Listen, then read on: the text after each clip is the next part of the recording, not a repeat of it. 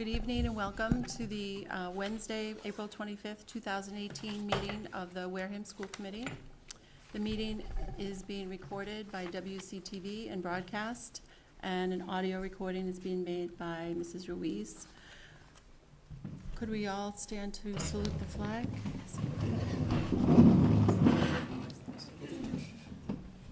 I pledge allegiance to the flag of the United States of America and to the republic for which it stands, one nation, under God, indivisible, with liberty and justice for all.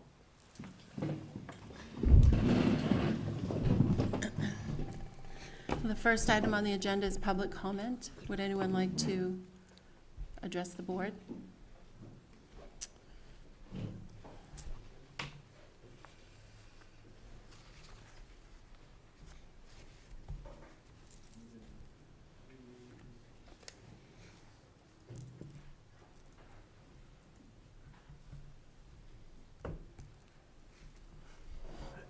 Good evening. Good evening. My name is Brian Fitzgerald, 5th grade humanities teacher, president of the Wareham Education Association.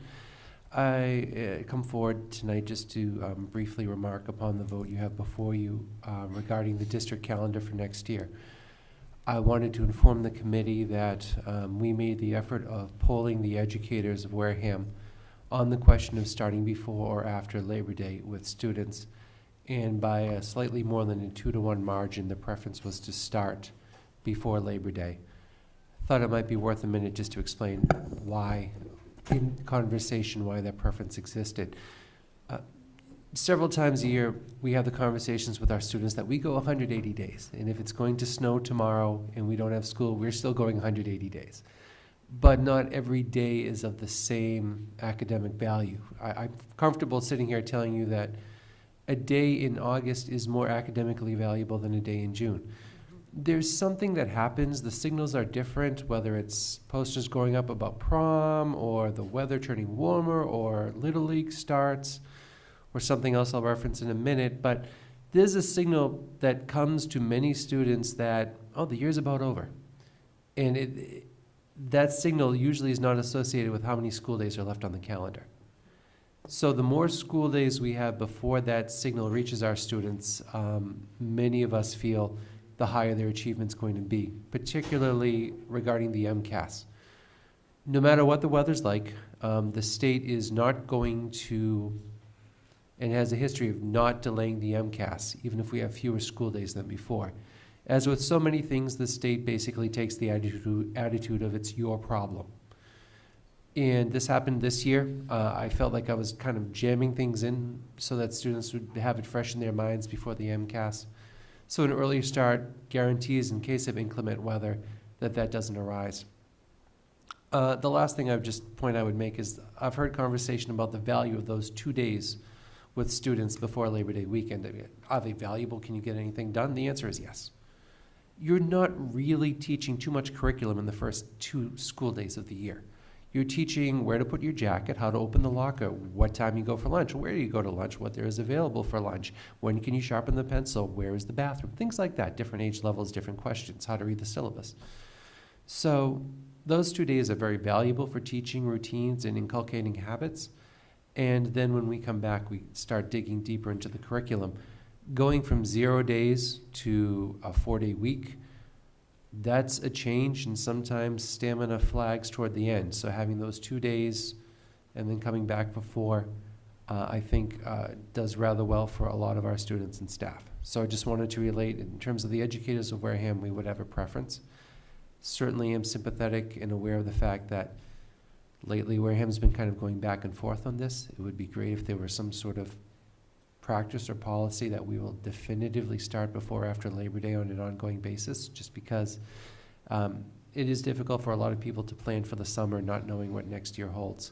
So those are just some of the conversations that have occurred in the schools. Thanks. Thank you.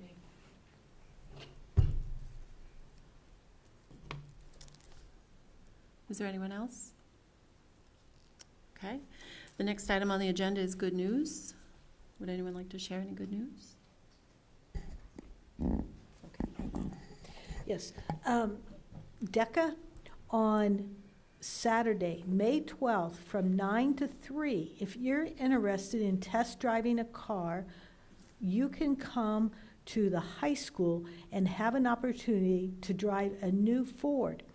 Every test drive, DECA will receive $10. So this, and if you do it again, if you test drive twice, you get another $10. So DECA could earn $20 just by you taking the time to come and test drive. So please, if you are thinking about a new car or just want to see what one drives like, come on May 12th.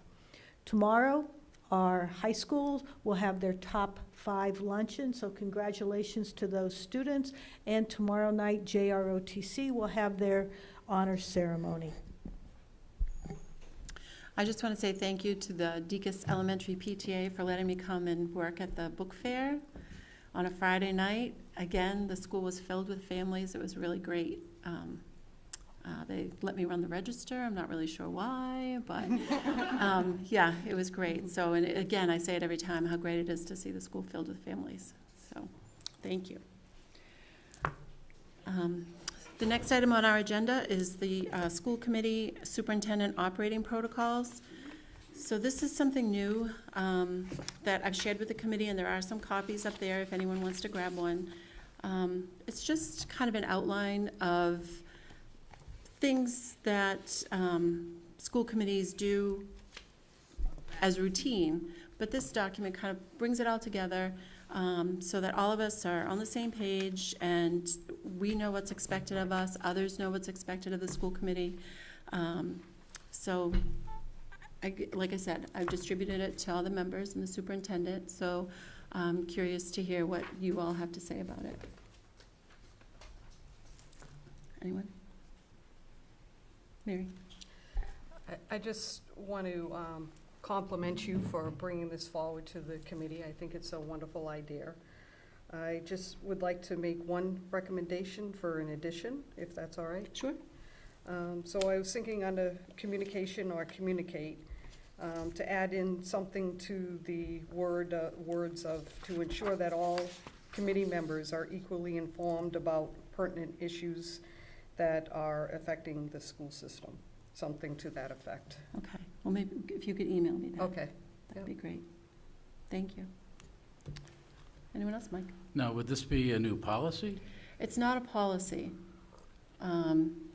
It's an agreement that we would adopt as a school committee.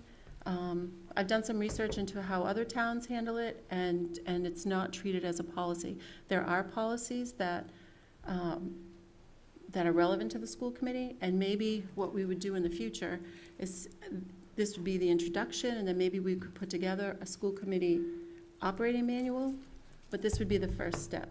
But no, it's not a policy. Right. So if it's not a policy, it's nothing that we vote on, or? No, we would vote to adopt it as a group, and yes, it does state that going forward every time either there are new school committee members or there's a new superintendent, that it would be reviewed, and I suppose then that group would again vote to adopt it. All right. So I'm just going to reiterate what I had mentioned to you when you asked me for my thoughts on it, and I think I'm going to echo what Mary said. It's a great idea, and I like it. I like the gist of it, but I just don't want to sign on to it as a package. I think a lot of it's common sense. I think a lot of it's covered by state law. I just don't think we need to all sign on to something. Is there something that's in it that you object to? Not that I necessarily object to. It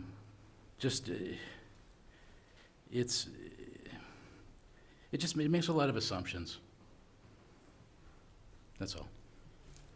Well, like you said, a lot of it is common sense. Yep. And some of it is law, so, I mean, I just think that it puts, it's just a step in a positive direction for us. No, there's nothing I can No, say thank you. to convince you, okay. Well, maybe we could discuss it further. And, I'm happy to get your input at a later date. No? I've just said what I needed to say. Thank you. Joyce? Yes. I, like Mary, I think this is a great idea, and I really appreciate your initiative to bring this forward. It's really great for new school committee members, and I agree that most of it is common sense, but we all know common sense doesn't seem to prevail in a lot of situations. I think this is a great set of just guidelines and how we communicate with one another, how we represent our committee, and how we represent our schools. So I think this is an amazing step in the right direction. Thank you. Thank you. I also think that sometimes the community isn't aware of what is expected of a school committee, and I think that this would accomplish that. That's another reason why. Well, I would, oh, go ahead. So, sorry. I don't know, maybe I could make a suggestion for a compromise. So maybe it's something we don't actually have to sign off on, but we could just say they're guidelines, or, I don't know, just trying to find a compromise.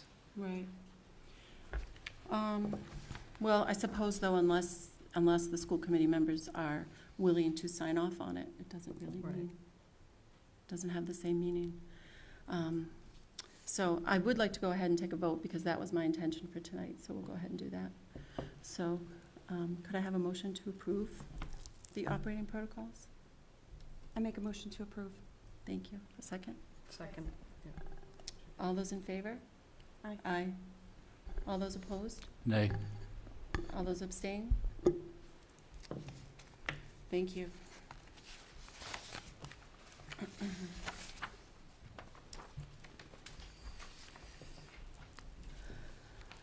Okay, so the next item on the agenda is the minutes of the meeting from April 11th, 2018. Does anyone have any questions or comments or changes to the minutes? Could I have a motion to approve the minutes? So moved. Second? Second. All those in favor? Aye. Aye. All those opposed? All those abstain? Thank you. The next item on the agenda is the update on the Minot Building Project.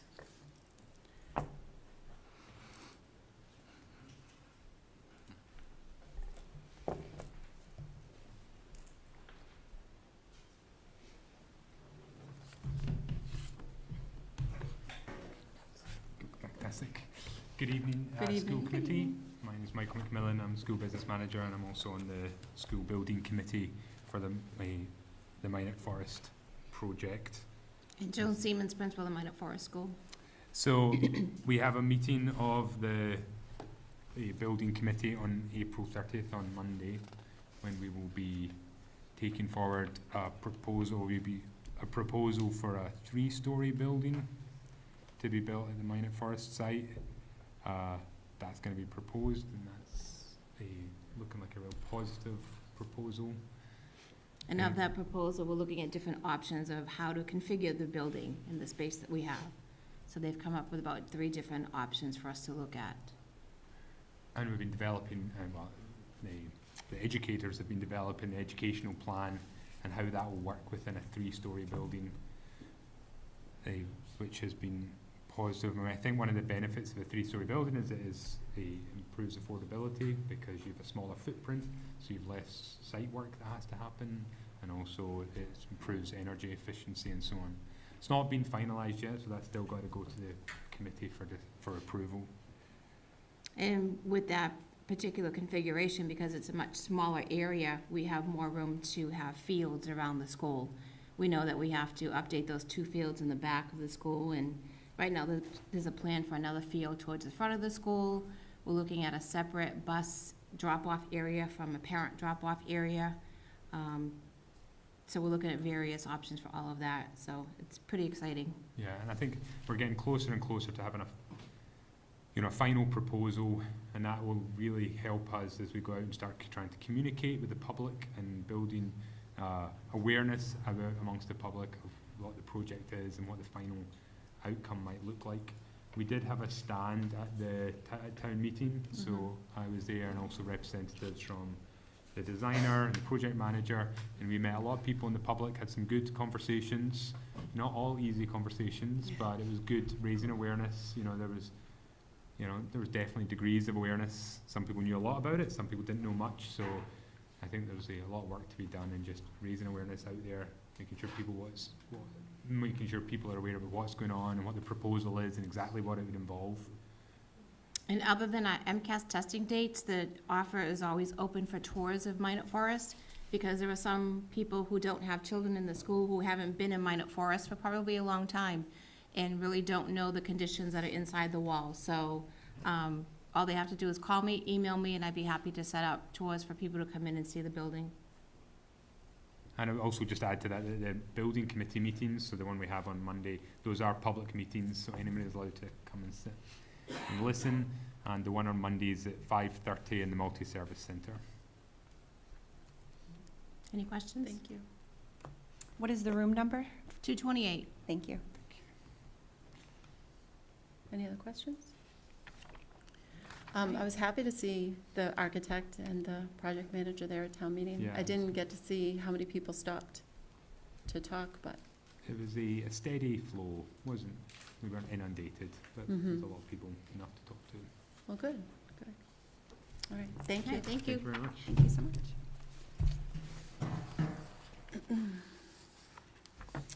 So the next item on the agenda is the school attending children report as of January 1st. Yes, you have the packet, you're sent the packet.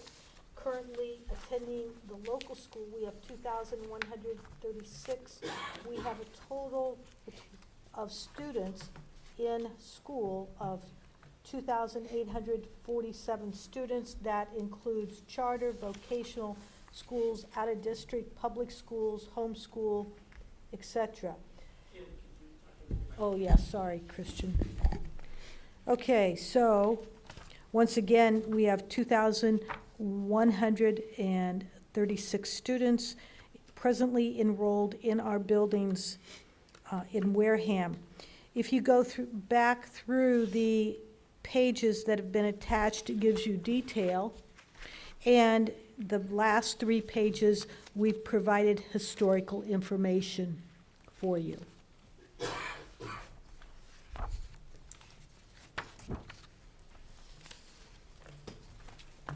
Does anyone have any questions? I do. Mary? So if my calculations are correct, there are 711 students who are going to school choice, charter, vocational, and private and homeschooled. Is that correct? Am I right with my calculations or not? Out-of-district public schools, etc. I didn't count the Oh, okay. special ed. Okay. But Yeah, so I guess my question is, how many did we have last year? How does it compare? I would have to add that up for you, Okay, and I will get that to you. all right. Yeah, it's on- Is it Yeah. on the last? Okay, Yeah. totally missed it, sorry. Is it 10 years? Yeah. Where is it? On these last pages? We just haven't added them up for you. Okay, so I just have to add them up. Mhm. Okay, thank you, sorry. That's okay. 10 Oh, years. see, I totally missed that page. Okay, any other questions? I just had one question on the first, this page, the attendance. Oh, is that not that's a different report, sorry. Okay. Okay. Next would be the mid-year student attendance report, and that's where it says student attendance 2017, 2018, September 5th through February 28th. That is the ADA count. And you'll see it fluctuates month to month. Some of that depends on the student number of days that we have in, flu season, etc. Has a little bit of a variance. So if anyone has any questions, I'd be happy to attempt to answer them. So my question on that is the 61.7, are those students included in the high school, or those co-op students within the high school, or those outside? Those are students that are within the high school. Okay. Okay. Does anyone else have any questions? Okay. No? Thank you very much. Excuse me. Yep, Sorry. go ahead. All right, just, I think it's the second page, it just caught my eye, that we're losing students to out of district to TECA Virtual Academy, like, what is that? Yes. In Massachusetts, you can have a virtual school, and the students would take courses online. There used to be a school in Greenfield where students could enroll and then be in Wareham and then go online and take their courses. So that's something that the Department of Education recognizes. Okay, is that anything similar to homeschooling, or Well, can those kids still participate in like Wareham sports and stuff? they're enrolled in the school, so Yeah. it is different than homeschool. Yeah. I guess that's the same with Mass Virtual Academy as well? Right, and, yes, Okay. yeah.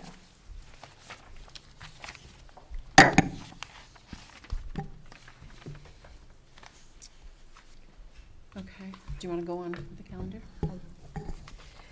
Next, we would be asking for a vote on the school calendar for the year 2018, 2019. We've really gone back and forth with this. As Mr. Fitzgerald spoke, the staff has been surveyed.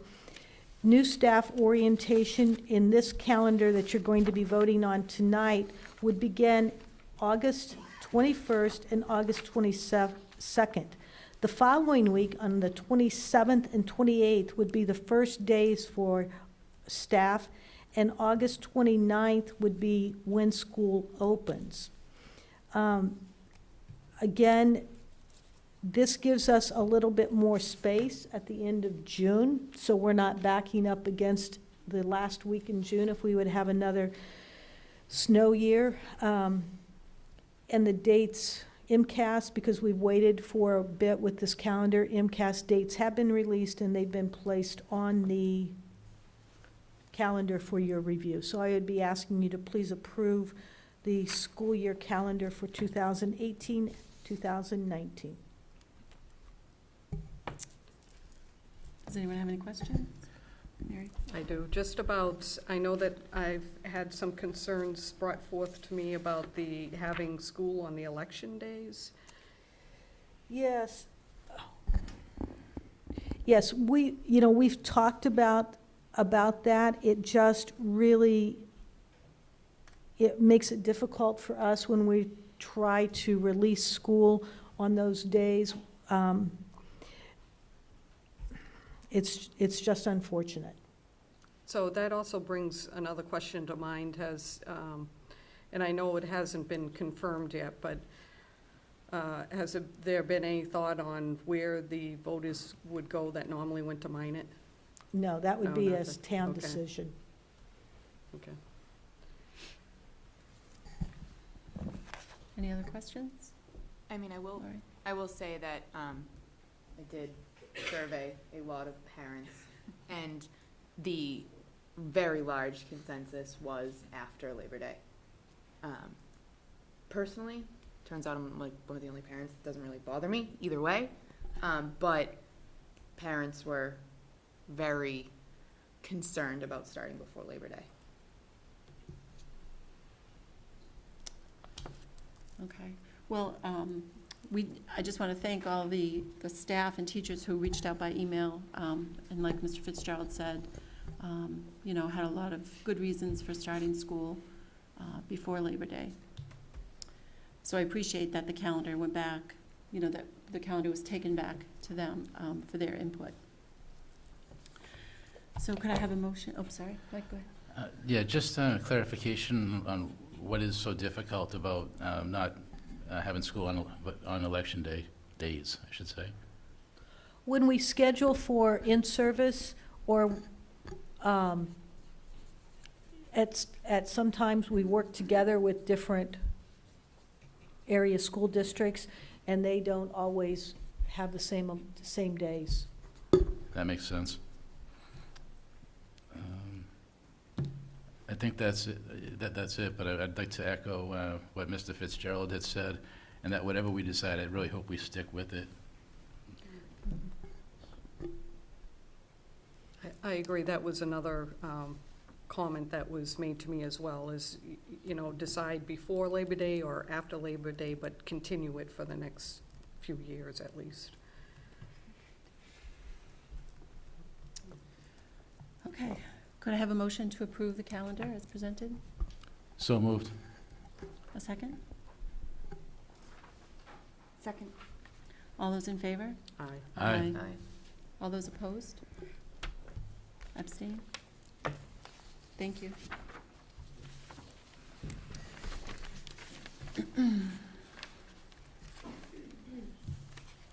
So the next item on the agenda is discussion about the result of the town meeting budget.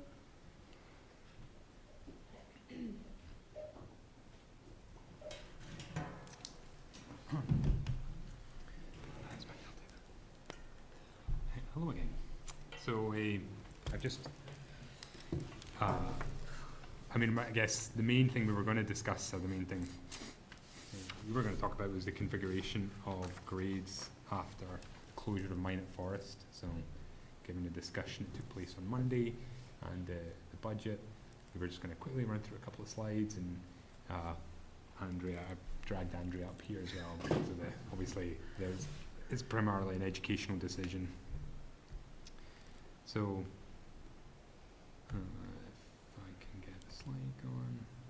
So there's only a few slides, and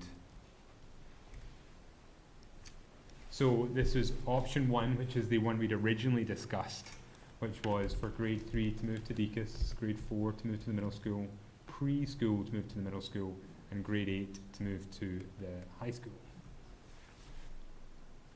And then if we did that, then the enrollments would be, I mean, so these are all based on October 1st numbers, so it gets kind of complicated because obviously enrollment changes throughout the year, but this is a projection based on October 1st numbers. The high school would be at around 640, upper elementary would be at 826, that's the middle school plus grade 4 and pre-K, and lower elementary would be 783, which is essentially Deacon's plus grade 3. So then option 2, I can leave that up for a sec if you want to, if you're writing it down. All right, option 2, sorry, is that we move grade 3 and 4 to the middle school and move preschool to Deacon's.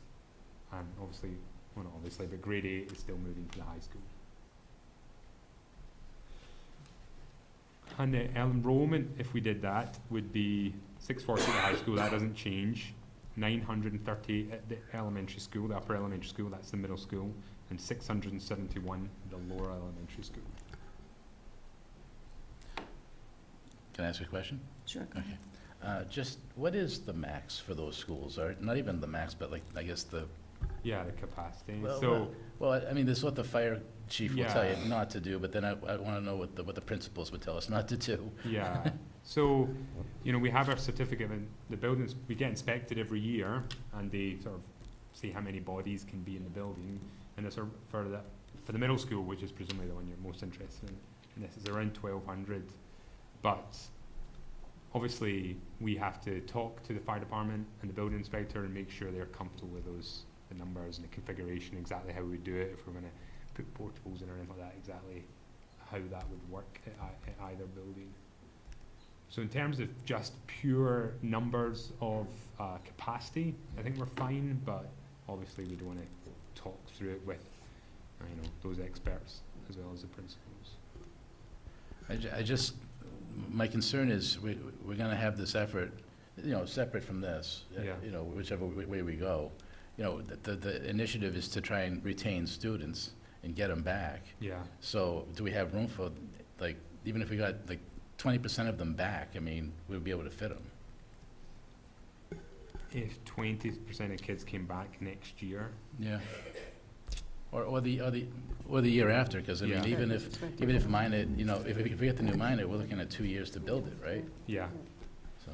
So that's a great question, and I think that in terms of pure numbers, You could do it. we could do it. So in terms of bringing students back, I think, there is falling, there's just fewer students live in the area.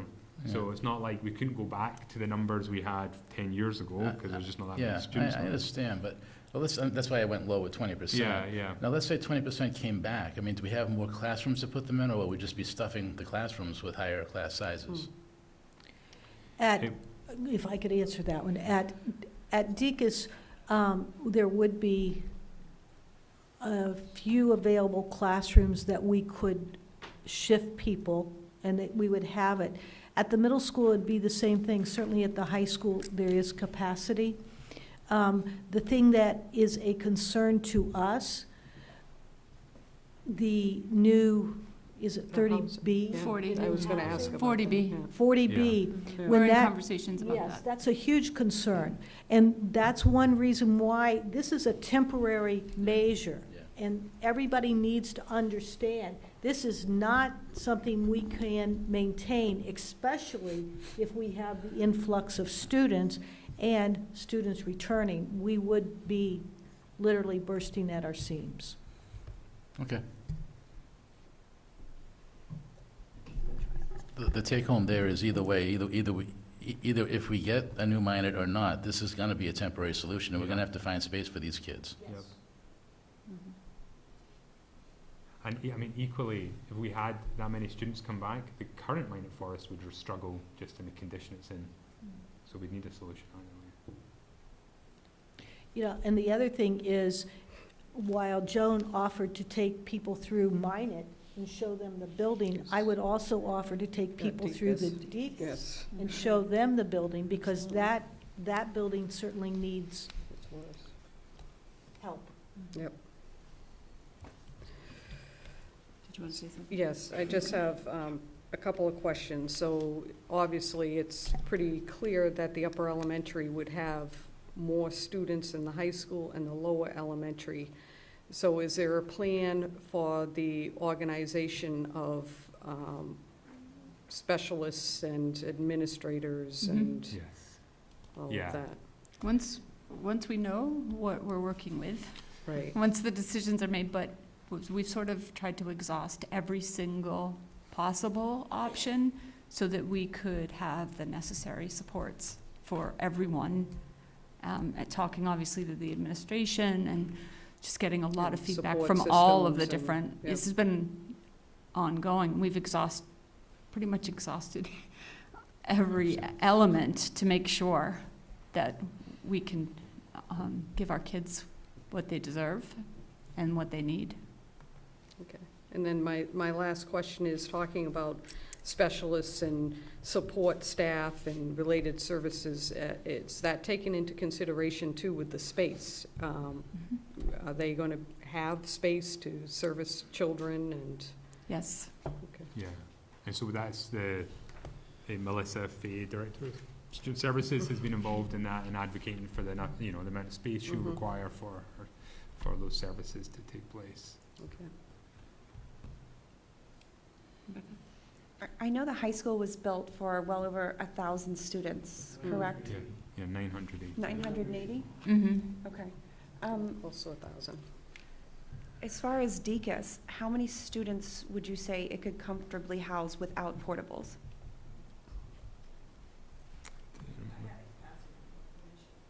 Yeah.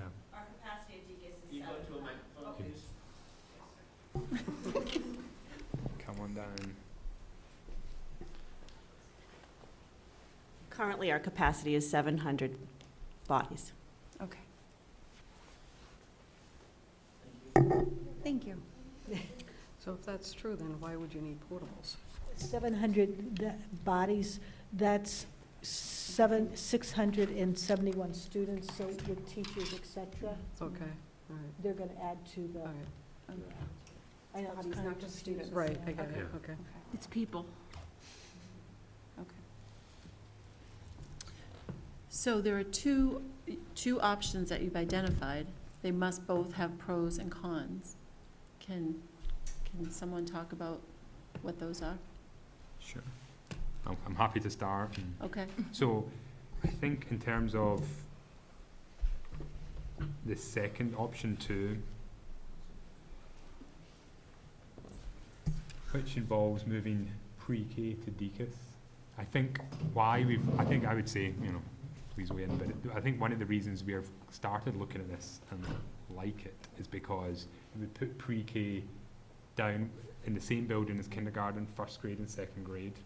And so you have, everything's the right size. So the bathrooms are the right size now, the seating, the cafeteria, all that stuff doesn't need to be fixed or changed if they're at the middle school. And also now those students are in one building, they're not in the middle school and then having to change to DCAS. They're staying in that one building, so they stay in the one elementary, the one at school for 4 years potentially. I think for me that's a huge issue, especially with some of our populations, all students, but particularly so for certain students, that the change in school can have a big impact. So the fewer changes we can have, I think the better. And then I was then having third and fourth grade then, so they have 4 grades at DCAS and then they can have 4 grades in the middle school. I also think that academically, with all the work that we're doing right now, connecting the brain science to also the integration of literacy, the preschool has been engaged in this work as well. And having everyone there learning from each other will be instrumental in having ideas bouncing back off of one another in a way that makes sense for the progression of students from where they begin and where we'd like them to go. So I think for academic reasons, it would be really great to have that trajectory for them. Also, I think there are some populations in special ed, which our preschool is really based around special education, that have a very, very difficult time with change. And so it would be nice to, like Michael said, to have that happen. I also think what's interesting about the third and fourth is that you would have Minot at a different place, really, essentially, because we'd be looking at a school within a school. So and the way that the middle school is built, you can section that out and create Minot all over again, so to speak, right, with the different times. They wouldn't be going and at the same time. So you're still hopefully hanging on to the spirit of what the people bring to our children in a place, just a different spot that happens to have nice windows, nice outdoor space. It's clean. There's no asbestos. They have the capacity to plug things in their walls because they have plugs on the walls, right? I mean, it's the rooms have a little bit more room in them, and so they're not so tight within the classrooms. So the pros for that, to me, are part of why that decision seems like at least a decent solution in a difficult time. Yeah, and I apologize if I'm repeating some, but we did sit down and look at this as an exercise. If you would move third grade to DCAS, fourth grade to the middle school, and preschool to the middle school, you're doing a number of moves for our students. And so there's a number of disruptions at transition times. We'd also be purchasing portables, a large amount of portables. We would be splitting schedules, and we would be purchasing playground equipment for 2 areas, 2 places. By moving third and fourth, you keep the continuity for third graders. They're here for 5 years. And it allows more collaboration between preschool and kindergarten, which hasn't happened in several years. So, those are just a few of the pros and the cons. Question, sorry. With the vote, or with the moving third and fourth to the middle school, is that contingent on the fact that they will be starting at a separate time? Well, it could be. Okay. That certainly is something that we feel strongly about, would be to keep third and fourth grade on the elementary schedule and have them bust at a different point. I think a question would be, would we include fifth grade or not? And if for that, I would need to do a little bit more research as far as how the schedule's working now. Do we want to move fifth grade back? Do we want to put that in the mix? I'm not sure, I'm not prepared to make that statement at this point, but certainly it is very important to us to keep third and fourth with elementary.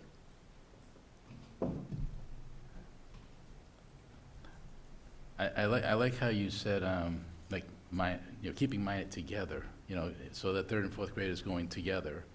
And we had discussed this at the last meeting, that one of the points of having mine at third and fourth and Deacon's first and second was to keep the MCAS grades together, and so that's a benefit too of keeping those MCAS grades in the same school, so that's just, that is another benefit.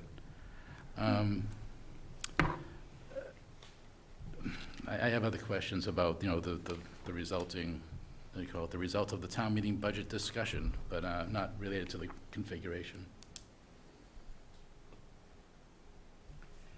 Would there, in this scenario, would there be the need to purchase any portables? I think, yes. There would, okay. Okay, but you're not sure The number. what that would be? Yeah, No, we're not sure of the number yet. We're waiting to see, and then we're going to walk the buildings once a decision has been made and identify. Okay. Rebecca? I really like what you said about, just like Mike, about keeping the spirit of Minot and keeping those grades together. And I think just as a comment, to a lot of parents who have expressed a little bit of some concerns with their elementary students being at the middle school, it wouldn't be a middle school, it would be an upper elementary school. Many schools, both public, private, charter, are kindergarten through 8th grade. So it would not be putting elementary school students into a middle school, it would actually be an upper elementary school. On the way that the middle school is built, it's quite nice, really, because you have the option to pretty much create a whole unit area that will be theirs. We were even looking at entrances and exits that were different as a possibility, right? For example, so the bus comes along and it drops them on the side and they head in, right? So there are different ways in which you can configure it so that if that is a concern, which I think we have some wonderful students all the way through, kind, compassionate, giving, really, really wonderful students that I think our 3rd and 4th grade students would benefit from knowing and meeting. Often we go right to the negative and we forget about all of the wonderful children and young adults that we have in our care. They are tremendous. So, there's also, depending upon the lens that you choose to look, but we'll have the option to create that space and keep Minot as Minot in a different place. But I think certainly a newer place than where they are now. I would have to agree with you wholeheartedly. If you look for the negative, you'll find that. But if you look for the positive, you'll find that as well. And the spirit of any school is in its students and its teachers and its parents that are involved. So by adding these different grades, we change the entire dynamic of the school. And it will be what we determine and what the students and the teachers and parents make thereof. And it's clear the Minot teachers have the students first and foremost in their heart and mind every day that they go through that door. I've heard that comment anecdotally over and over again, that regardless of all the talk and regardless of everything that's going on, students are first and are being cared for. So that won't stop. Well, thank you. It was helpful. Do you have more? You don't have more questions on this? I don't have any more questions on the configuration, but I have questions about the budget discussion. Okay. Well, I just wanted to say it was very helpful to have this tonight before the next meeting where the vote will be. So thank you. Agreed. Sure. Good. So while Michael, don't go anywhere, Michael. Go ahead. All right. So I'm still digesting, what we discussed the last time at that meeting, and for example, the 220, it's 222,000 and, Yeah. yeah, Yes. from the state, we got more than expected there. And you presented, I believe, that was gonna bring, all the employees that aren't making state minimum wage to state Yes. minimum wage, and plus 2 full-time teachers. Yes. Now, the teachers that, they're on a list, right? So we take them Yeah. from, those would tend to be like the less senior teachers, right? That will return, well, it really depends, because it depends where the position was being cut from. Okay, all right. So for example, a priority, so say we had planned to cut a position Sure, that we didn't want to. right. Oh, we yeah, might return that, and Gotcha. the seniority list associated with that type of position might not be that long, might only be a couple of teachers on all it, right. so, Understood. So it was starting to sink in, and I just did the math. Now, when we had that discussion about the minimum wage, had we not got this extra money, we would have had to found $36,275 somewhere, right? Yep. And so when you subtract that, you end up with $185,785. Now, that's going to cover the 2 full-time teachers. yeah. But when you divide that by 2, you're at $92,892, and that sounds like an awful lot for 2 teachers. Yeah. So, Yes. is that true? So there's also that one thing I mentioned, the one person, the retirement that we thought was going to take place at the end of these school years, now it's going to take So place at the end essentially of 3. December. So that has a cost as well. So it's really 2.5 people Yeah. that it would cover. It'll cover 2.5 people? Makes me a little more comfortable. Yeah, yeah. That just seemed awfully high. Someone had brought up an interesting point on social media, actually, about if we close Minot, obviously that cafeteria is going away. Yes. And so, but the cafeteria is self-funded, Yes. right? So, that would not affect, we wouldn't be, that wouldn't affect our budget.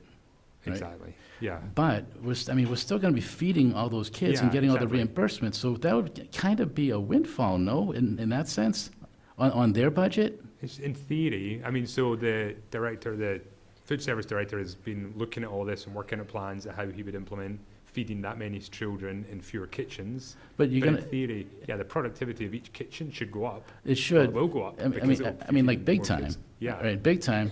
So you're gonna be feeding all those kids and receiving the same money, but paying Yeah. less people. So what would you do with that money? Would that go toward, kitchen supplies and equipment?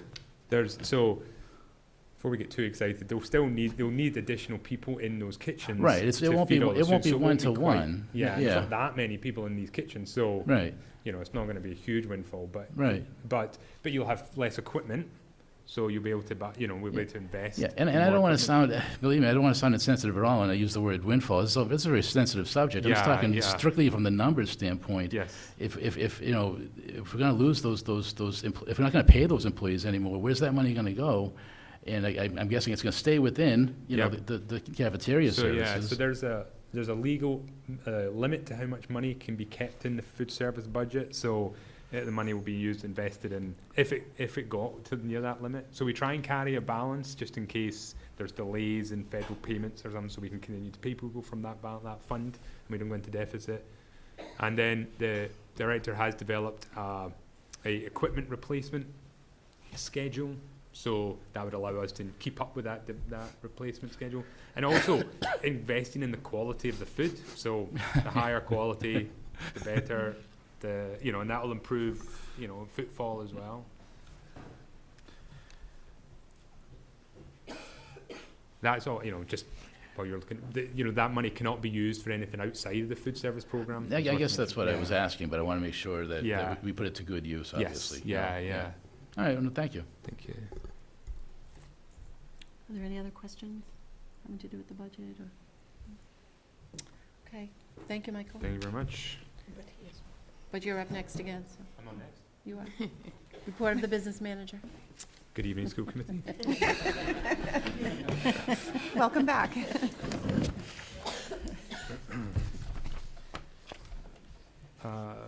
So I don't have it up here, I'm afraid, but I have. So we circulated the finance report for till the end of March. And so I think, as I said, so at first glance, the report looks really great because we have a lot of money left, more money left right now than we did compared to the same time last year. But that is entirely because we have paid one fewer payrolls to the end of March, just because of the way the payroll calendar works. So we have to pay 26 paychecks to our teachers and other bi-weekly staff, and we had paid one more by the end of March last year than this year. And once that's taken into account, we're about 1% behind where we were at the same time last year, which is definitely, I would rather not be here, but we are working hard to try and get our budget we are ensuring that we will come in on budget at the end of the year. And the key areas that's driving our costs are really in out-of-district tuition and student transportation. So particularly in transportation. So, and I have some transfers related to that, but are there any questions about the report itself? Does anyone have any questions? And I apologise. I know it circulated quite late, so I apologise. And obviously, any questions you have subsequently, I'd be more than happy to answer by email or however you request information. Okay.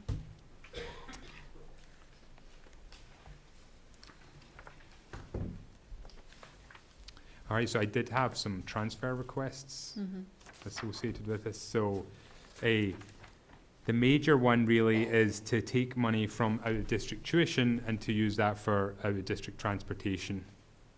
And those funds are available because what we've done is we're using circuit breaker to pay more of tuition, which frees up some money in that account line in our LEA budget. So I don't know if there's any I put a little note in trying to explain it because I realize it's complicated and it's a big transfer of money. But so are there any questions about that? Go ahead. I had a hard time reading it. It was pretty tiny, but Sorry. But I think I got it. But this is a transfer, yeah. are there any? Do these transfers touch net and non-net? Yeah. So transportation is non-net generally. Right, and so, like we had budgeted in for FY18 a certain figure, and town meeting approved that figure. Yeah. And now, do we have to go back to town meeting to do this transfer? We did this last year, and I asked the attorney at that time, and he said that the town approvals, technically the total number. So in the meeting, they provide the net and non-net breakdown, but actually it's the total figure that counts. Okay. That's what can't change. So because that's the school appropriation. All right. So we're not changing how much is appropriated. All right. So if you had a crystal ball back when you were making this FY18 budget, you would have made it with. Yeah, they would have changed the. Yeah, exactly. All right, but I mean, you've consulted legal and yes, it's all legit. I will take that, okay. Yeah. All right. And yeah. There's a new law now that allows you to move money within a budget. It's up to 10%. 10%. That you're able to move around. The state allows you to do that, not only on your side but on our side. Okay. Thank you. Without going to town meeting. If you notice, this last town meeting, we showed the money we moved. But normally they don't do that. We just thought that everybody would like to know. But we can move it without any more. Yeah, I did notice that. That was curious. So, all right. Sorry. No, thank you. Go ahead, Mary. So if you could just help clarify it for me, because it is confusing to me anyways. So you're saying that you're going to use LEA budget, more of the LEA budget for transportation, more circuit breaker funds for out-of-district. But, I mean, I just don't understand. The circuit breaker has always been used for the out-of-district, so I'm confused about. So we had kept a balance of 200,000 in circuit breaker to be used in the event that our costs went over what we expected. Yeah. So You're now basically happened. using it. Yes, exactly. Which we had. I mean, I anticipated we would have to at some point. But circuit breaker can only be used for tuition. You That's can't use right, it for right. anything else. So that's why I'm not using circuit breaker for transportation. Right. Yeah. Okay.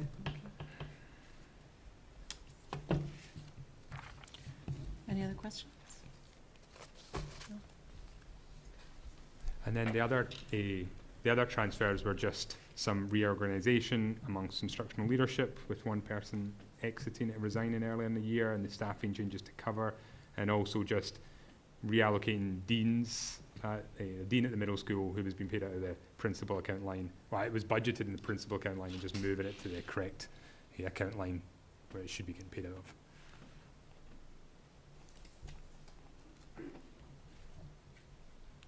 Any questions about that?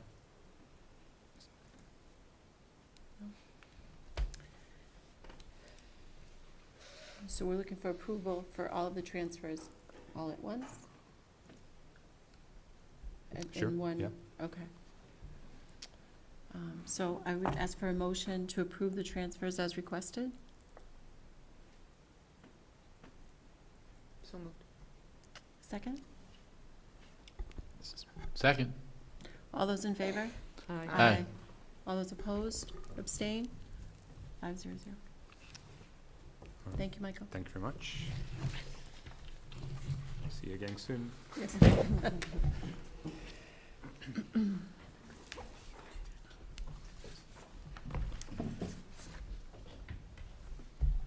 So next is the acceptance of a gift. Oh, no, I'm sorry. The report of the Director of Student Services, sorry.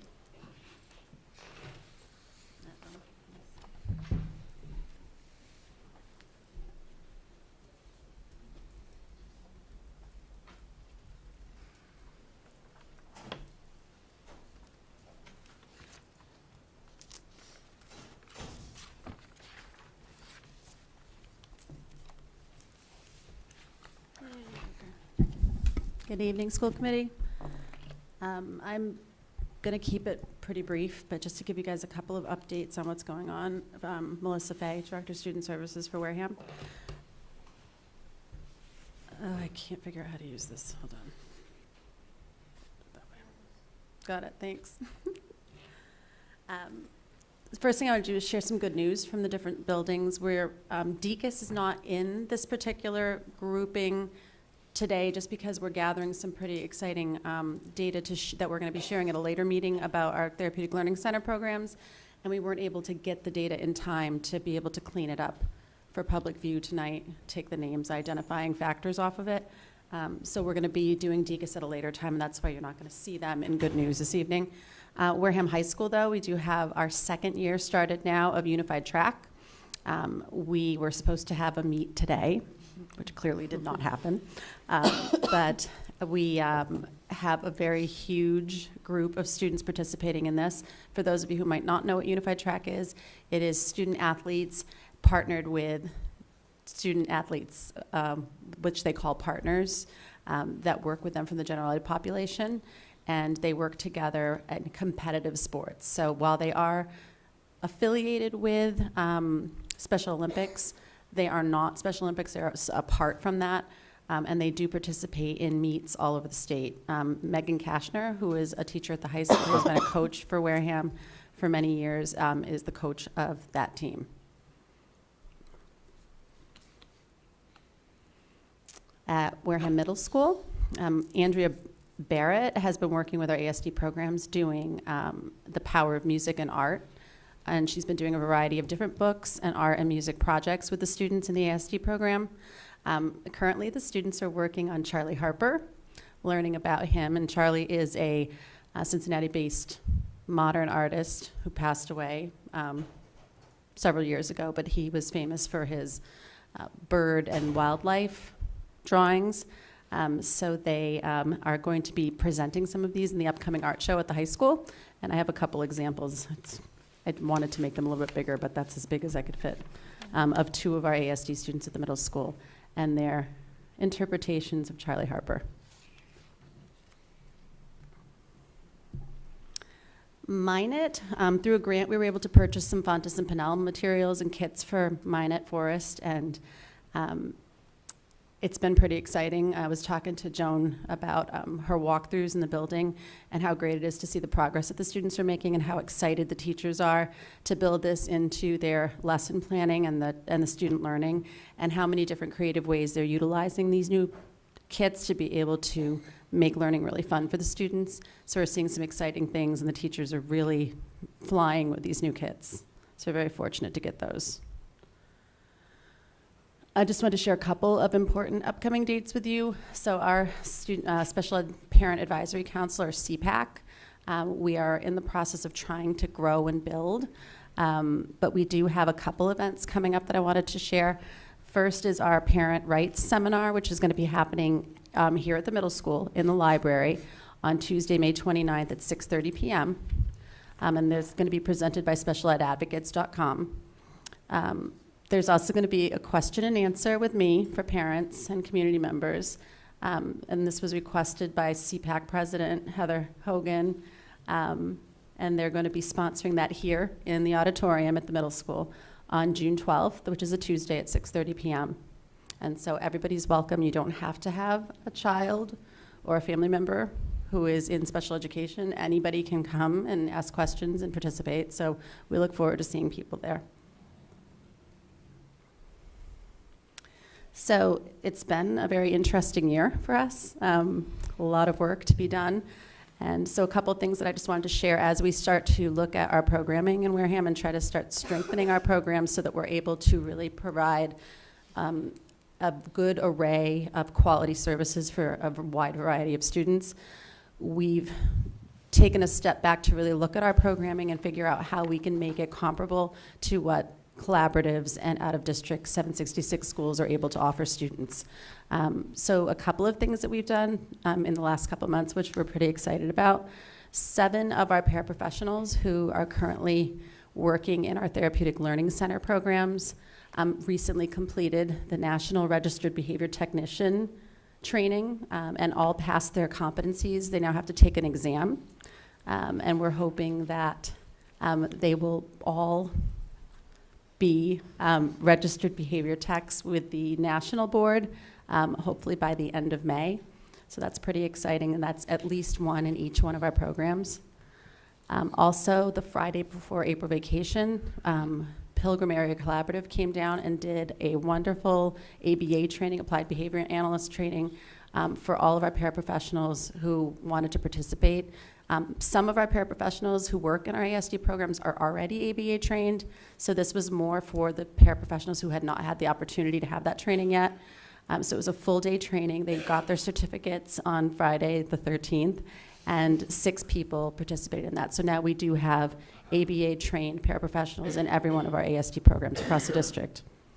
And we're going to be running another one of those trainings in the fall again.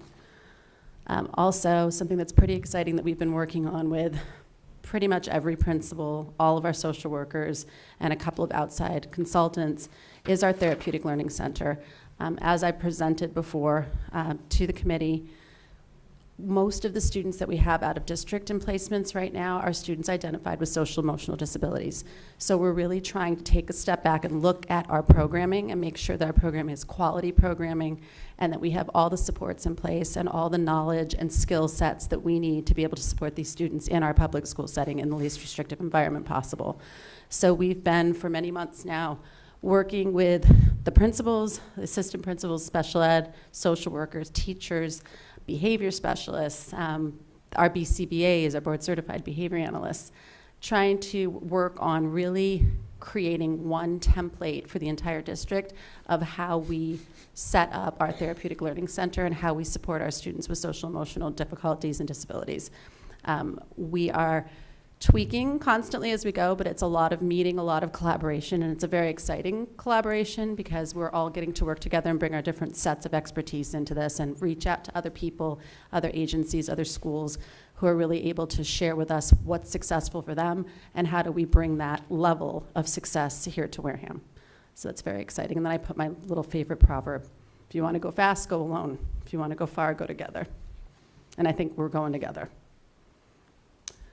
Couple goals forward thinking for the upcoming year. I think most importantly, to continue this community of collaboration that we have between all the special ed service providers, teachers, administration, families, to work with each other, to really ask ourselves what's best for our students and how do we achieve that here in Wareham. I think second is to continue to work to build understanding and knowledge base surrounding that social emotional piece that we're working on right now, and struggles in that area, as well as trauma faced by many of our students through research and training in those areas.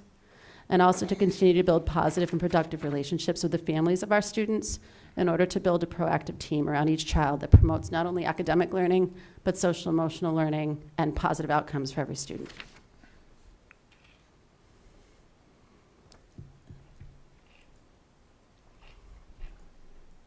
Questions?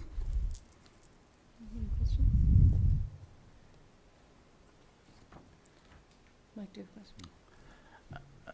The events that you put on, the CPAC events, are they attended well? They're not. We're really, actually, our big focus this spring, we've had a little bit of a struggle with our CPAC this year. Our president has had some health issues, and so we haven't really been able to get up and running as much as we want to. But we are finally getting to a place where we're going to work on how do we publicize this better, how do we make it more accessible to parents. I think we have a lot of struggles in our community with transportation, with childcare, with times that work for people who work different shifts. So we've tried a couple of things, but our attendance is never more than about 10, 12 parents. Okay. So. And I mean, like you said, you don't have to have a child with special needs to attend. It looked kind of interesting. You know, I might try to make some time for that.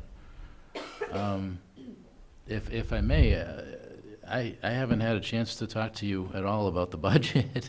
What are your thoughts on the budget as far as special education goes for FY19?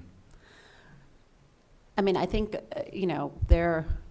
we are doing as much as we possibly can with what we've been given. And of course, with anything else, could we use more? Yes. Would we like more? Absolutely. Is there more that we could do if we had more? Yes. But I think we've been very mindful about our planning, and we have good plans in place to support students. So I think I'm feeling okay about it. I hear from parents that we're not, it's just one side of the story, but that we're not, in some cases, not meeting, bare legal requirements. Would you say that we are at least meeting bare legal requirements? I would love to speak to all of those parents, because I think that the absolute contrary to that. I think that we go above and beyond with a lot of our students. But have you heard that too? I'm sorry? Have you heard that too? I have not heard, that's one thing I've never heard anybody tell us, is that we don't do enough. Well, no, not. Or that we do bare minimum. Yeah, that's the concern. Yeah. Yeah, okay, thank you. Yeah, happy to discuss it with you at any No, time. I'd definitely got to spend some time with you. Yeah. Rebecca. There's been a lot of really great positive feedback from community members and parents recently with, concerns with budget constraints and things like that. How would additional parent involvement or community involvement help you? Well, it's interesting. We have a parent at one of our schools, that I won't point a finger at the school, who is actually taken it upon herself to look for grants that she can write as somebody who doesn't work for a school system, grants that are just available to the general public, that she's trying to acquire to help special education and to help our schools. So that is just a fantastic above and beyond thing that not many people have time to do because they might work or have families or both. But things like that are wonderful for us. We're able to get some extra money and to do some things that are a little bit more exciting. A lot of our staff members do the same thing, really go out and kind of search for opportunities. We recently at DECUS were able to hook up with Home Depot and get some money from them to do some little projects with one of our therapeutic learning center rooms. So things are out there. I think a lot of us would love support in finding those opportunities, but I think their opportunities are out there, and it's just a matter of having the time to really dig in and try to find everything that's outside of the realm of the world of education. No, you make a great point. Regardless on what hours we work or whether we have transportation, you can look online any time of day. Thank you for all that you're doing for our students. Oh, thank you. I just want to say, 10 or 12 parents, that's not bad. I mean, in my Compared to- experience I know. of, Compared to some of our. yeah. We'd like to see more like I know, 50, you always 60. would, but, Yeah, even yeah. I'll take 25. Yeah. Yeah. We'd take 12. Yeah. Some things.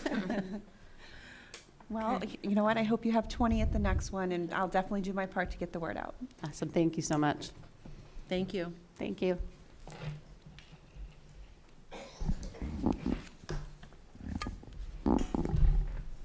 Now, an acceptance of Okay. gift. I would recommend the acceptance of a gift, an Aero Garden Deluxe Gourmet Herb Seed Pod Kit from Mr. and Mrs. Lambert to the Wareham Middle School Science Department. So I would recommend the committee please gratefully accept the gift.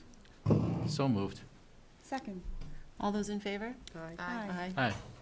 Opposed, abstained? Thank you. The next item on the agenda is a discussion on public comment policy, so we'll let Mike introduce that. He asked that we discuss it. Yeah, thank you, Ms. Becchiacchi, for putting it on the agenda. It's, I'm very grateful. So, I think most of you, or all of you know, I've been kind of beating this drum for a little while now, that we need to engage parents more and allow them to be a part of this process. I mean, they voted us in here. We serve them.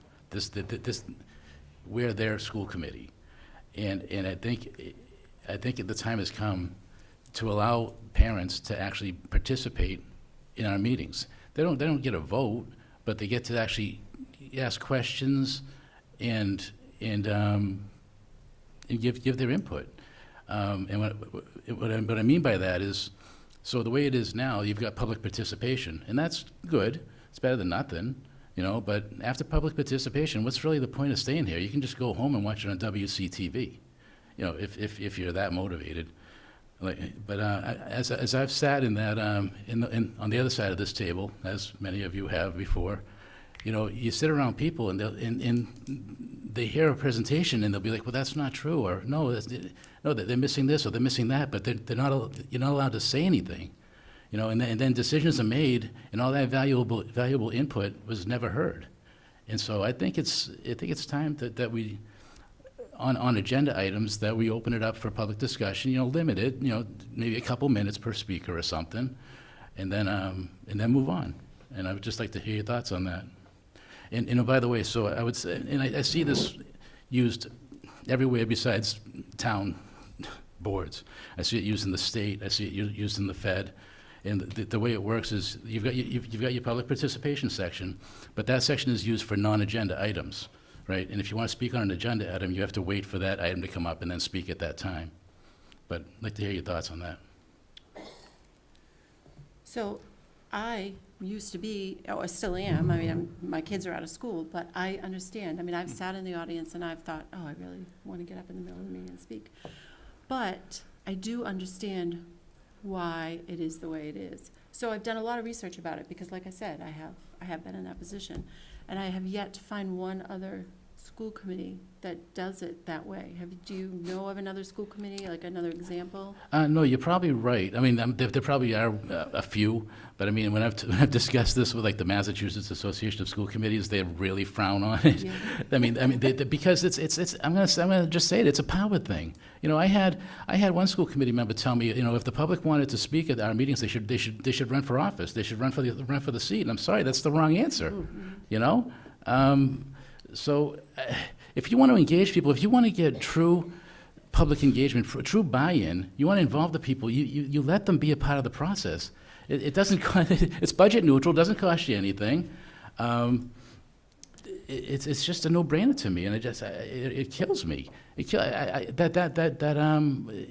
of the meetings that was really, you know, well attended, I forget which one it was, but the people all around me, they're all muttering under their breath, and they want to tell us, you know, what they see firsthand, you know, with their kid at the school on a number of issues. But they had that opportunity. So first I want to say that public participation is really valuable, and I wish more people came and spoke at the public comment. I really do. And we've spoken, Laurie has spoken before about the lack of emails, how, you know, we welcome emails, and we hadn't been getting them. Well, we have lately, which is nice to- great. Right. So just a few things. I mean, I have done a lot of research into this. Not all towns allow public comment on any matter. Some towns only allow it on an agenda item. Some towns only allow it if you submit your comments ahead of time. You have to email your comments to the chair or the superintendent and have them approved, and then you can say them. I mean, we don't do any of that. Anyone can come and say anything. It doesn't have to be on an agenda item. We have public forums. So last year, you know, we have a subcommittee for communication. We had a public forum in the fall, and how many people Three, came? Yeah, maybe three? not well attended at all. We had 2 public forums for the budget. And, you know, we didn't, you know, the second one wasn't required, but it was really important that we open it up to comment, and so we did. And we'll have another one at a time to be determined to talk about the reconfiguration of the schools, once we know what that is. So we do offer the opportunity for public comment. No, all of those In many things are ways. great, but in the back and forth, when you get a full-blown presentation that none of us have seen, you know, no one's seen, and an email beforehand isn't going to help you there. Public participation at the very beginning of the meeting isn't going to do anything for you there. But yet, we're losing. I'm going to call it talent. This, you know, we've got, you know, 5 heads. They say 2 heads are better than 1. We've got 5 heads up here. Well, you know, 30 heads are better than 5. You know. Go ahead, you can. No, well, I've done no research on this. I'm not completely opposed to what you were saying at all. But are 30 heads better than 1 sometimes? Frustration is very easily brought out in crowds. And we've been talking about the negative, we've been talking about the positive. The public participation we have had, I've heard this much positive and this much negative. And while I do agree that 15 minutes before a meeting, when they don't know everything that's going on, might not be suffice, I don't, unless there was very specific ways of what could be talked about or how it could be talked about, but I don't see any positive coming out of people being able to, besides being able to email us and we be able to talk about it, things like that. I don't see a controlled way of that happening. You don't see a positive outcome of people just getting up and discussing agenda items? Not from what I've seen, no. Okay, let's let Mary. go ahead. Okay, so I'm going to have to say I agree with Mike. I think that just because other towns don't do it doesn't mean that we shouldn't do it. I think it's worth trying to see how it works out. I think that, people would be more motivated to come here and to talk to us instead of doing it on social media. The other thing is that, isn't that what we do at town meeting? Don't we allow people to get up and discuss like the articles and, and to be honest, I don't, people who are not motivated, who'd rather stay at home, aren't going to come out anyways, the ones that you might think were going to be the more negative or whatever. And I think that people will feel like they have more of a voice, Absolutely. you know? And Madam Chair, I mean, at our last meeting on Monday, essentially you did what I was asking you to do. You allowed 2 members of the public to speak. It was a school committee meeting. It wasn't a joint meeting of the school committee and the finance committee, but yet it was valuable input that 2 members of the finance committee happened to chime in on, and you allowed that. And that's what I'm talking about. We didn't even have public participation scheduled for that meeting, yet we heard from the public. We did. And like you said, they were members of the finance committee, and it was a budget discussion. You know, it wasn't just, it was 2 members of the finance committee. And it was a principal and some teachers, and they all chimed in. And also, what if we put guidelines on it, saying that, I mean, you have the right to shut it down as a chairperson if it's extremely negative. Yeah, say and this certainly is- in the interest of time. Right, yeah. Well, again, the public participation is really valuable, and I do feel like we offer that opportunity in many different ways. No, we aren't allowing it at every agenda item, but I do feel like we do offer it, again, in many different ways. So this is the current policy? This is the correct? policy, yes. So to make a change to this policy, it would have to go before the policy review committee? Correct. And I understood that. Right, Yeah. right. And I think I'd like to hear from Ms. Pratt if she has anything to say. I can see both sides to this. The school committee is a meeting held in public. It's not a public meeting, but as elected members, I think we should be open to hearing a little bit more from the public. I think we get valuable information. As a point, I know at our meeting on Monday, there was some valuable input. The chair did not recognize them. They kind of chimed in on their own. But they did offer some valuable, unsolicited advice. I'm not opposed to having additional public comment, especially if there are important agenda items, but I think that we should also test it out. I think we need to talk about it a little bit more. I think we need to determine when, how long, and to what degree it happens. But I would love to get additional feedback. I'd love to get involvement. We have 15 people here tonight. You know, we got to hear from, you know, a teachers union. I'd love to hear more from people, not on social media. I'd love to have people coming out. I think the public participation portion we have is good, but having sat on the other side, I can understand, you know, feeling like, all right, a lot of things have happened that I don't have a chance to chime in about. But I think it would need to be in an ordered forum. I think we need to be very careful on how we open it, because we want it to be productive. Absolutely. And we want it to be positive. We want to look for solutions and how we can continue to work together in the most positive fashion. But I would like to have some additional public participation. I don't think it should be on every agenda item. I think when there are important matters to discuss, then, you know, we could open up a small way to do so. So it's something that we can discuss in the future. The Policy Review Committee does not meet until the next school year. We're going to have to wait until September to even, seriously? Any policy, that's the process. We can't just have for them it to meet go again? through. I mean, reconvene them, just maybe? For one policy? Well, maybe Ms. Ruiz, I don't know, are there any others that you could throw in there? Yeah, no, I mean, there's a whole schedule of them, I know that. It's something that we'd have to discuss. We'll have to. Well, I think we are discussing it, but I mean, it sounds like we're not going to touch it until September at least. And that's disappointing.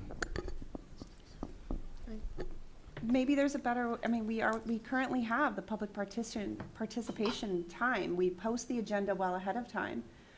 If there are additional ways we can get the word out of what we're going to be talking about, I think a lot of it is people being informed. And while we do post the agenda, I don't know that a lot of people really look at it before our meetings.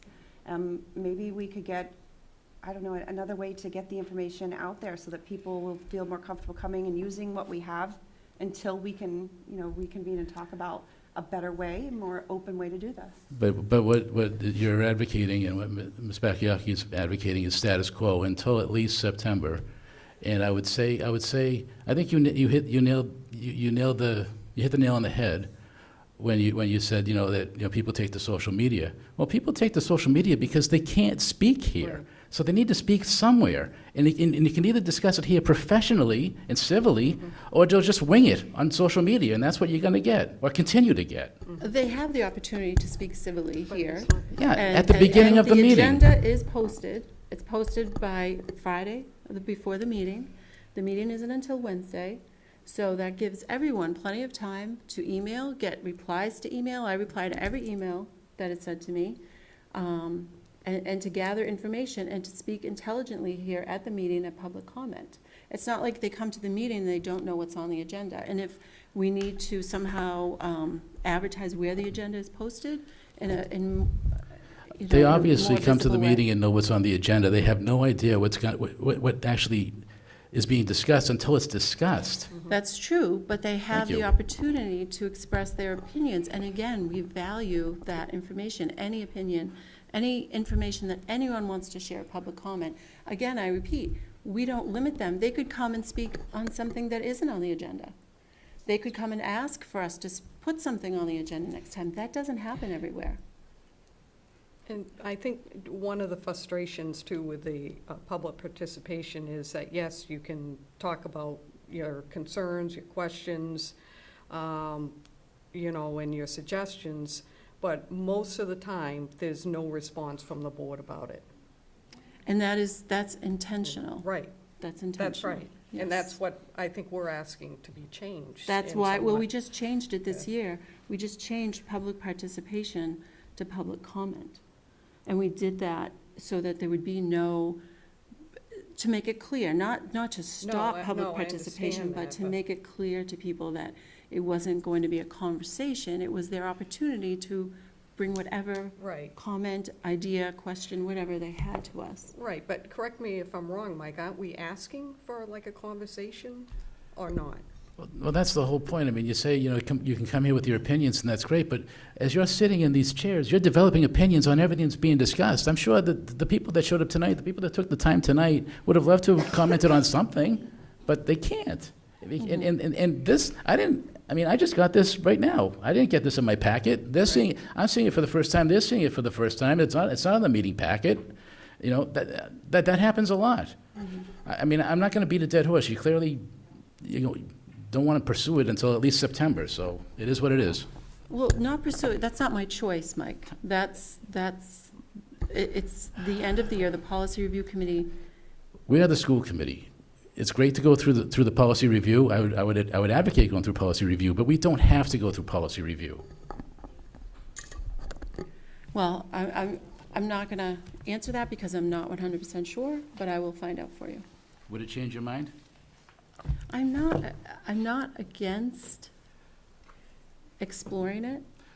I've done a lot of research about it, and I'm just trying to share what I've found, that's all. Would you explore it if it's not required to go through policy review? Yes, I will explore. Okay.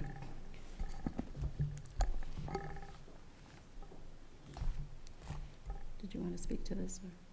No? Okay. Okay, so we'll leave it at that I will explore, that. So May next, I just- oh, sorry, go ahead. No, that's okay.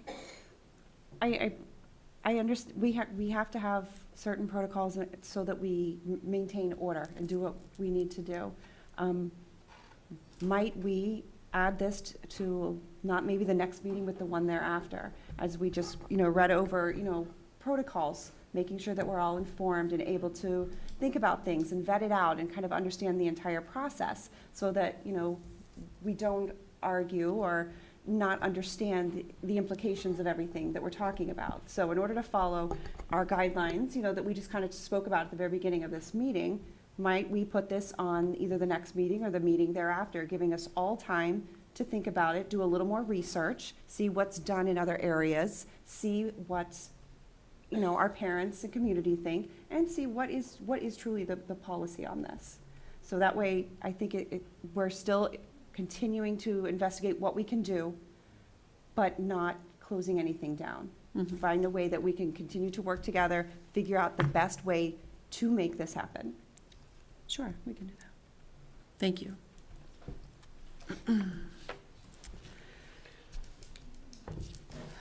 Next is the superintendent's Yes. report. Thank you. You have on the newsletter the amounts, but I would add two, and then I will ask for one vote. Bill warrant, May 3rd, in the amount of $2,808.79. Bill warrant on the 26th of April has changed. It's now $194,595.48. There is a subtraction of $437.50, and that's why there's a change in that warrant. There was another bill warrant in the amount of $568,207.99. And finally, payroll on April 26th in the amount of $96,476.93. I would ask you to please approve all the bill warrants that I just read, plus the ones that are listed on your newsletter. Is there a motion to approve? So moved. Second? Second it. All those in favor? Aye. Aye. Opposed? Abstain? Thank 5-0-0.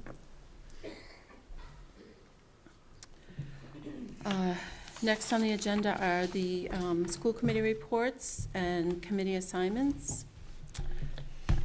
So I will read them, and then I have a printout to give everyone.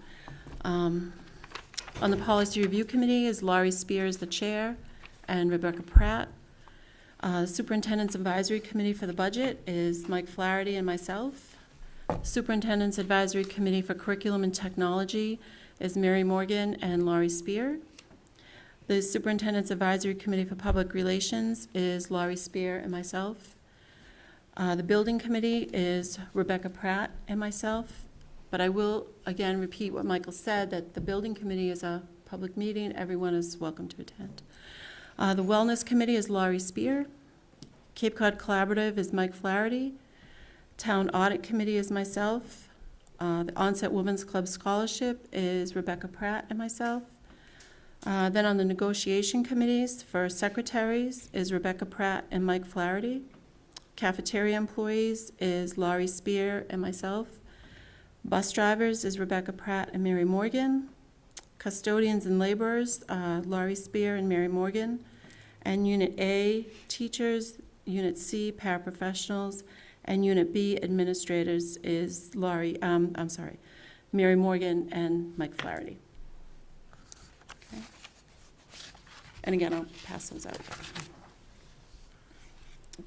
Is there any other business? Might that's I not ask, anticipated? what is the length? Is that for 1 year? Yes, 1 year.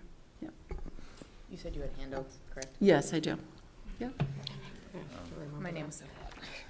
I was surprised there was no discussion about the meeting that's going to occur Friday. Well, I was going to get to that. Oh, that's, all right, any other business, right? Well, any discussion about it, or just a statement that it was going to occur? Oh, just why it has to occur. The meeting on Friday will be at 5:15. It will be here at the middle school. This meeting will reaffirm the vote to close Minot Forest, as well as the vote on the grade level configuration. So I would certainly urge parents to come out and provide us with their thoughts during the participation time. While maybe I didn't list it, we would have availability for that. And it will make the decision. I would urge the committee at this point to make the vote on the Friday night, because we are now in the planning stages for next year, and we really need the clear configuration because our backs are pretty much against the wall. But to be clear, we had to reschedule this vote. We took this vote Monday, but as it turned out, I did check with the Attorney General's office, and it did run afoul of, we had checked with legal counsel as well, and it did run afoul of open meeting law where it wasn't posted, so now we're specifically posting it. And I wouldn't say it necessarily reaffirms, because that's a presumption, but because people can vote. That last vote didn't count. It wasn't legal. So this vote will be a new vote, but I expect to vote as I did. Thank you. Is there any other business that was not anticipated? No. Could I have a motion to adjourn? So moved. Second? Second. All those in favor? Aye. Thank you.